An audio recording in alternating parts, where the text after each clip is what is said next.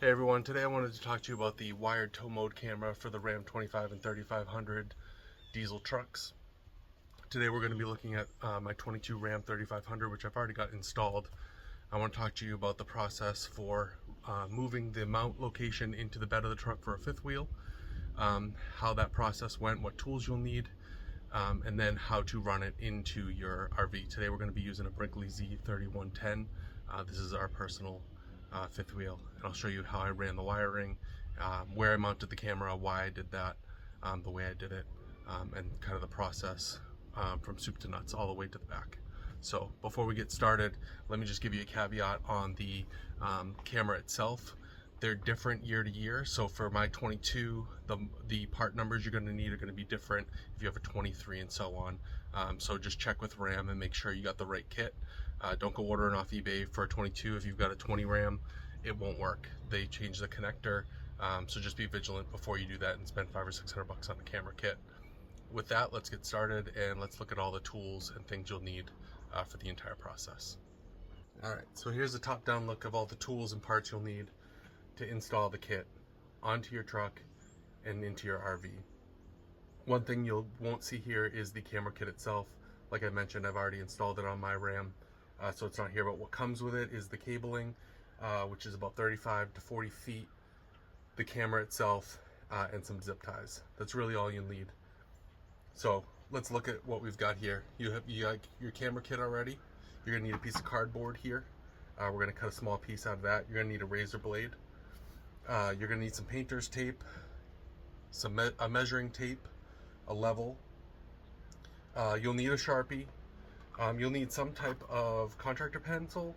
I've got a yellow one here. White works best depending on the bed of your truck. Mine has bed liner in it, so yellow or white will work best for me. But if you have a white one, that's optimal. You can also use like a silver Sharpie or something like that.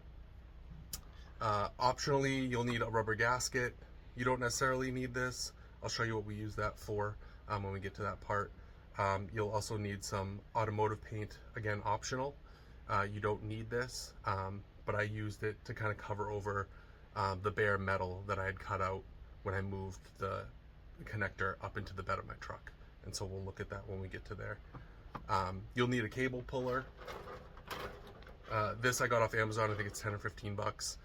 This will save your life when trying to route the camera wire through the pin box area of your fifth wheel. You'll need some more zip ties. As you can see, I've got a kind of a different smattering here of sizes depending on where I'm going to be zip tying to. You'll need a hook and pick tool set.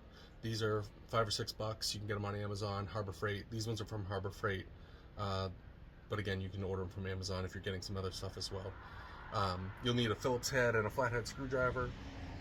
And then for big tools, you'll need a drill, so you can drill some pilot holes and set the screws initially for the camera mount. You'll need some silicone here for that camera mount, and then you'll need a Dremel.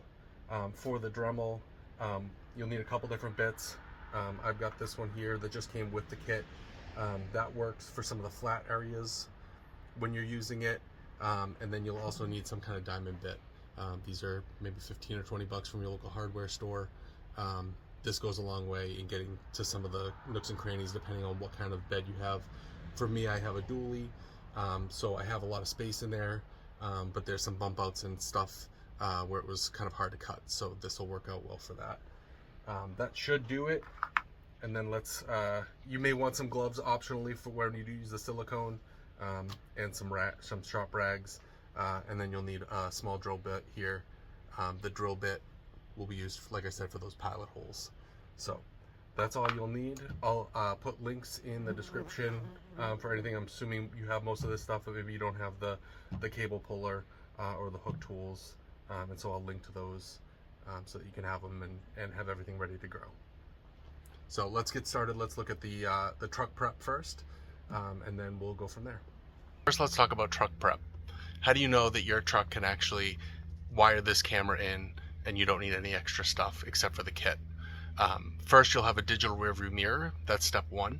If you have that, let's go to the next step, which is right here at the bumper. At the bumper on the left of your license plate, you'll have a connector which shows a little trailer on it. If you pop it up, you'll see here you have the connection where you can plug your camera in. If for some reason you have the digital mirror but you don't have this connection here, you can come under the bumper and basically look straight up underneath. And sometimes if it's prepped for it, the wiring will be there clipped up. It'll be a little round connection with a little blue gasket on it. You can unclip that, it's zip tied up, and connect it. You will need to buy one of these connectors. They come in the kit, but you can also buy them. You can find them on eBay. I found one for 50 or 60 bucks, so that I had two. So now I have a connection here, and I have one in the bed that I ran the wire to. So if I do want to connect one to a bumper pull trailer later on, I just have to move the wire down and not have to deal with it. You can also get a flat plate for this if you do end up moving it, which is what I'll show you next. First thing we want to do is pop this connector off. All you need is a flathead screwdriver. It's got metal clips on the top and bottom of it. You can push up on the bottom ones to kind of slide the bottom of it out from underneath, and then just wiggle it and it'll pop right out. I've already done that piece, so I can show you what it looks like here. These are the clips you can see on either side. So if you push these up and slide it out, the whole thing will come out. This is where we're going to make our template right here. We're going to use a piece of cardboard to cut out a template that we'll use to cut into the bed of the truck. So once you have this out, now if you already have the package, it's going to have the wire connected. So you're going to have to unclip the wire first, and then just set the wire back behind it, and then we'll cut in a piece of cardboard and use a Sharpie to measure it out.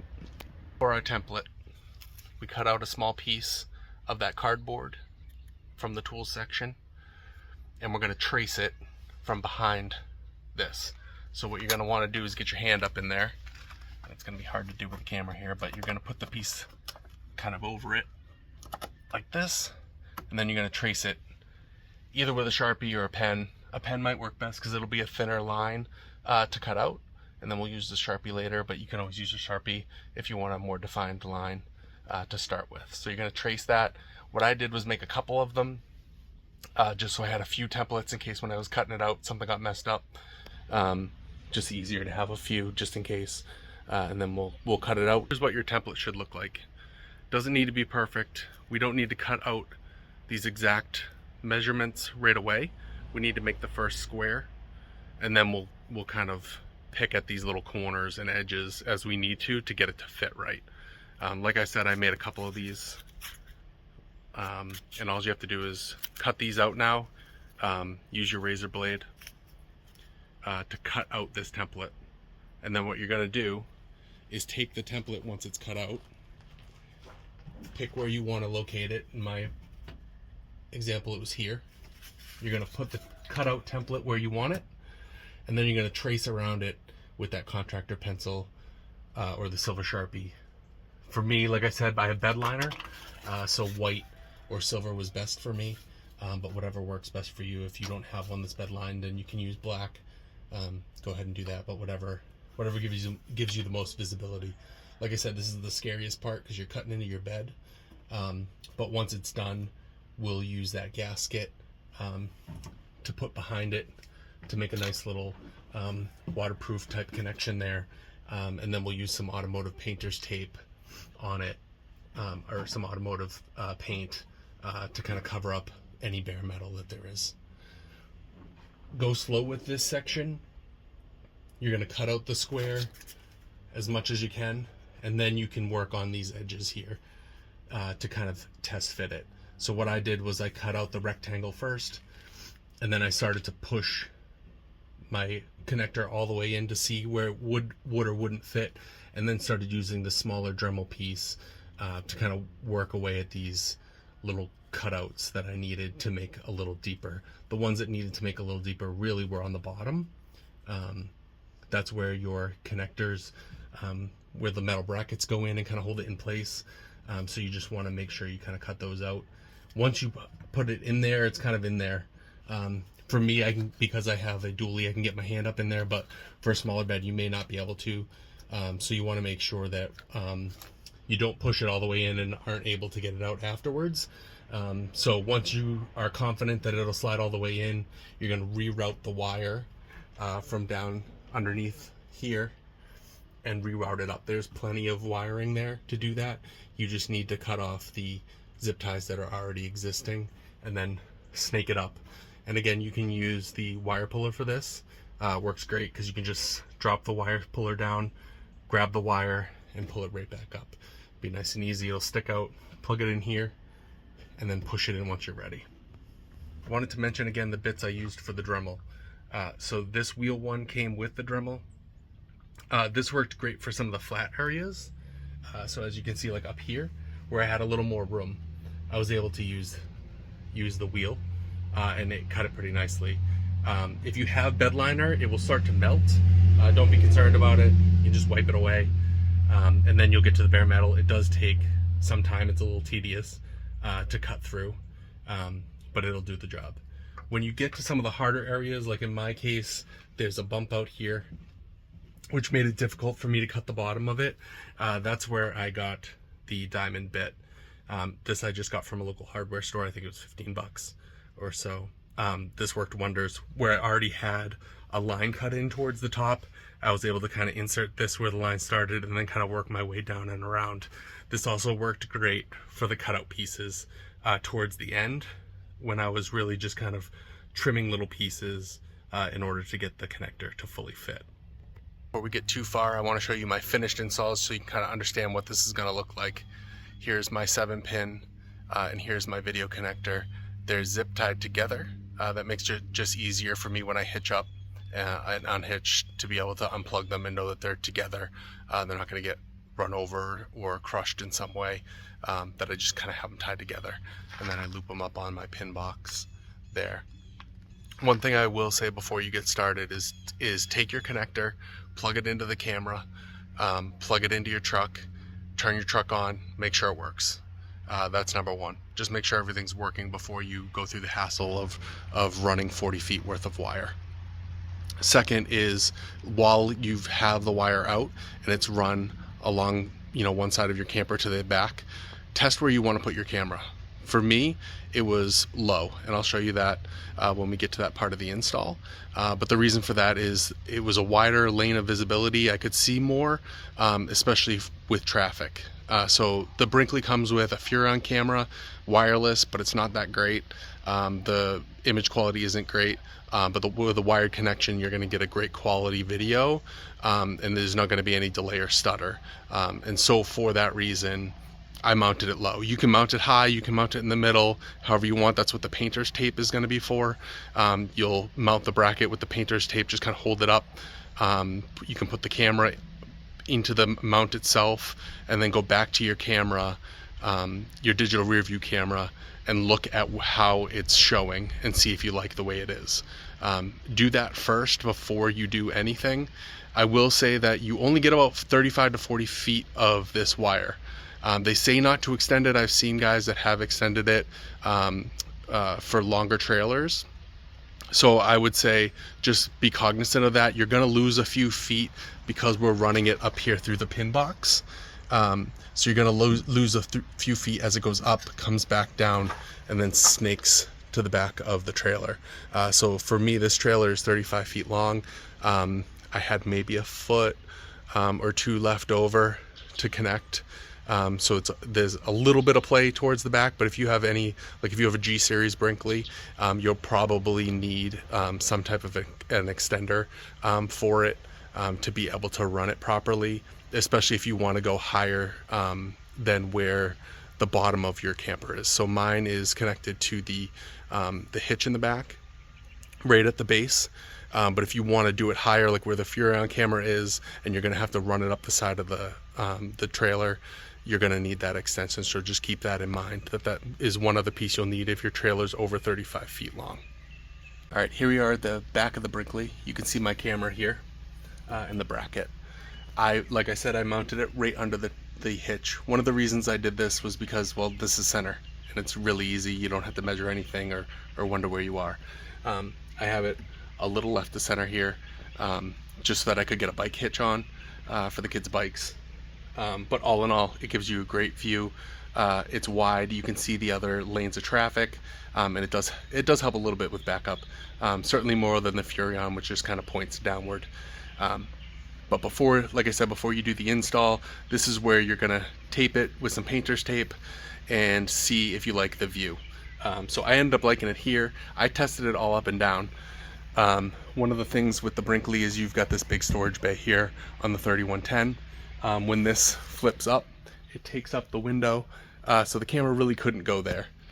So my options were to put it above, kind of right up here, or to go even higher where the Furrion camera is. I tested it from all of those different views, and I just didn't like it, especially with the Furrion where it points down. This camera pointed down as well. Just didn't give you a great field of vision, whereas with the bottom it kind of does. All About RV's YouTube channel also installed the camera of his own, not a Ram specific camera, and he found that the view on the bottom was the best view that he liked as well. So just something to keep in mind, that it's also the easiest install because you're just running it along your frame rails, straight to the back. There's no cutting, there's no drilling into the back housing of your rig or anything like that. There's no trying to fish it through the walls or any kind of nonsense like that. It's a very clean install if you do it at the bottom. So just something to keep in mind. So first things first, we're going to start snaking that wire.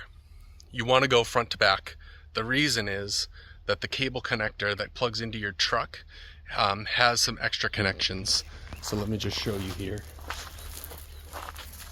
On the cable connection to the truck, it's got these little wings here, and that's so you can pull it out and push it in to the connection in the truck much easier. The back one that connects to the actual camera doesn't have that. It's a smaller profile, so it's going to be easier to fish through. So we're going to leave this side out at the front of the camper, and we're going to fish all the way back. So let's start that process with our cable puller. So on our Z3110, we have the Gen Y gooseneck. So the pin box is gonna look a little different if you have a standard Lippert pin box. But for me, the wires run straight through here. Now your wires will run straight through similarly, but maybe in a slightly different location. What you're gonna have to do is unscrew this plastic covering, and you'll see the hole. And you're gonna wanna put your wire through there. Now you may think it's easier to take this and put it through the giant hole that's going to be here to fish back into your battery bay. It is not. It is not easier. You're going to want to fish this from the battery box to the pin box, and it's easier that way because you have more space and it's bright green, so you'll be able to see when it comes into the hole, and that'll give you an easier way, and you'll use one of the hook tools to kind of pull the edge of it down. I'd recommend taking this piece off. This is what's going to connect to the actual wire here. So you're going to put the wire through and pinch it when you pull it through. For now, take it off. You can take it off and just hook this thing through it. You're just going to hook that, and you'll push this through your battery box through. Let's see here. Might make it easier. So you're going to come under the battery box, you're going to come through here, and then you'll see your cable puller in the hole here. When you do, you don't need to find the exact end of it, just any piece of it, and you can use one of the hook tools to kind of pull it down through, and then you'll have the piece. Then you'll grab the rear of your cable, the one that's going to connect to the camera at the back of the rig, zip it on there, and then you'll start pulling it through. This is going to be the hardest part. Honestly, this is the hardest part. Once you get through this, the rest is cake. So take your time with this, go slow. There isn't a lot of space under here with it still screwed on, so you want to be gentle with it. If you're a little more technical and you understand how these work and you're comfortable, you can take these screws down here to loosen the panel to make it a little easier. I didn't need to do that, and you shouldn't either. So if you're not a technical expert, if you're not good at this stuff, don't worry about it. It's pretty simple. Let me get in the battery bay and I'll show you where I started. So I am inside the battery bay in the front storage compartment. I am 6'3", so this is incredibly cozy for me. What I'm showing you, the battery is behind me, just so you can get context of where I am. Here are all of your wiring, and this is the wiring that's going up towards the pin box. So this is the location I used. There is a gap up here. It's hard to see on a camera, but when you see where your wiring is, you'll see that there's a gap. Here's my wire, so you can see that it comes down, it kind of snakes around. What you're going to want to do is fish your cable puller through here. The cable wire puller will go through really easily, so you don't have to worry about that. The difficult part is going to be pulling it back through. So take your time, just snake it through. A second set of eyes is helpful here, to be at the pin box to see when you can see the cable puller line come through, but you can also measure it and just run it through and then just start wiggling it until you see it. The opening where the pin box is fairly big, so when you get it over there, if you move it around and you don't see it, just move it around again, and you'll be able to see it in there. And then you can use a hook tool to pull it down. Here we are inside the propane bay. You can see my wire coming out where the hydraulic lines are. And you can see, in my case, the hydraulic lines were running down. So I kind of pointed out towards the back of the rig and up to kind of poke the hole. The nice thing about the propane bays is they're open to the underside. So there's no more drilling, screwing, anything like that. You're home free to get all the way to the back at this point. What I did was ran mine along the upside of this bay, and then there's a bracket on this side. Let's turn this around here. There's a bracket on this side that holds some wiring, and I used that to loop it through, and then I just dropped it straight down. So I don't know if you can see that here, but dropped it straight down, and then that goes straight down and follows my propane line to the underside of the frame. So here we are underneath the rig near the propane. The nice thing about the driver's side of the rig is that there's a propane line running almost the length of the rig, because there is a kitchen slide, and so that supplies the propane to the kitchen. So it's very easy to zip tie your wire to that propane line. It's got all these little connections, little grommet connections here, that make it easy to zip tie to without actually zip tying to the actual propane line, so you don't squeeze it, but you can zip tie to the connectors here. And this goes almost the entire length. So you can see here's another connector here that I have it zip tied to, and I ran it over my black tank dump valves, and all the way through. This will connect all the way past both axles. So once you get back past the axles, it's a little more challenging, but that 20 to 25 feet is a straight run with a few zip ties like this, and you're all done there. And then it becomes you just need to find a couple mounting spots towards the back, which I'll show you. Here we are at the back of the rig. The propane ends right before the rear jack, so you can zip tie there. That's the last place I could zip tie on that, before I had to find my own kind of connections here.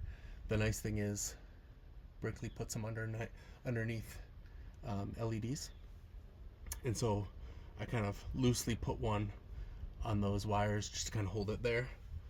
And then from there, what I did was tucked it under the frame rail.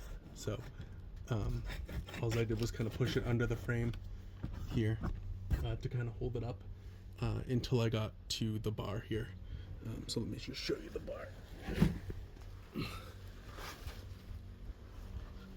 So here's the bar, and you can see it kind of snakes along. It snugs in there pretty good with the underbelly cover. You can kind of just push it in there, and there's a couple of spots that kind of snug it in. I've been on a 900-mile journey to the Keys and back without issue. didn't drop anywhere. Even if it did, it would sag a little, but there's not enough for it to drag or anything like that. So then I ran it over the last frame rail here, and then once I got to the bumper hitch, there are already some holes in there, so I threw a zip tie through, zipped it up, and then you can see here I kind of twisted it around the hitch until I got to the actual hitch area where I wanted to mount it. So you can see it's pretty straightforward once you get through that pin box. That's probably the most challenging. And then once you get here, it's just a matter of zip tying it.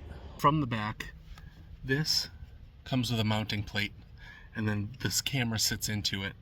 The mounting plate takes 3 screws. What I did was drill pilot holes where I wanted it into the rig. Then I siliconed them in, and I also siliconed the edge here, just so that I wouldn't get water runoff dripping in and potentially doing anything. Now there's nothing behind here, so it's probably fine either way, but I like the added security of having just a little bit of silicone there. That's the only place I use the silicone. That's what I use the glove for. One trick here is that these cameras, when you put it in reverse, RAM has them set to automatically angle down as far as they can. I think that's because they anticipate people are going to mount them high. So when you're testing this, angle this camera up just slightly so that your camera angle is facing up. That way when you go to reverse your trailer, the camera will point all the way down, but in reality it'll be straight out. When you're driving normally in the truck and you're in drive and it's angled up, you can adjust on the camera at the driver to face down. So what you'll do is go into the car, in drive, toggle the camera, and just adjust the camera down as far as it can go, and it'll be straight. It'll stay there for drive mode, but in reverse it always goes down, which was really frustrating. And this was the best option I could find, was to raise it and angle it up so that when I hit reverse it angled down but ended up being straight on. That's just one tip or trick that you may want if you're going to use it to reverse into a spot. So if you have any questions, hit me up. I'm happy to help. I've helped a couple people install these already, so like I said, just take your time. It's a really easy install. The hardest part is that pin box and getting it past the hydraulic wires. If you have one of the initial Brinkley models with the electric, you won't have that issue, but you may need to find a different way to get it down under the rig, either through the propane tank area or through the battery box, however you want to do it. So just keep that in mind.